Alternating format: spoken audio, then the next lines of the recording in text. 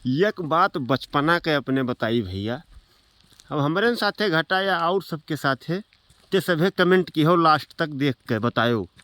कि तोहरे साथे बा है। सबसे ज़्यादा खुशी तब होत रहा जब ई जान मिले कि कोई नातेदार रिश्तेदार घरा आवत हैं, तो पानी वानी पहले भरे फिट किया रही। हवा में बैठे जैसे बाबा कहें कि जाओ कुछ पानी पिए ले आओ रे भैया, दौड़ के दुआरे से भर न दें अंगनम, और जौन हुआ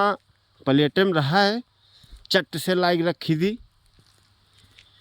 रिश्तेदार के आगे, और खड़ा रही वही ठेर प्लेटवे ते अदा की, तेके कुछ देर बाद नातेदार के मुँहों ताक ली और तिरछी नज़र से बाबू को देख ली, और यह इंतज़ार करी कि कब कहें कि तू ले लो भैया। तब मारे शर्म के कहीं ना ही, लेकिन तब वो कुछ देर बाद उठा के एक ठो दे दें, और जस मिले तैसे पीछे मुँह के सट दे अंदर, और खुशी तब दुगुना हो जाए जब कहें ले जाओ भैया ये प्लेटवा घरा धै आओ।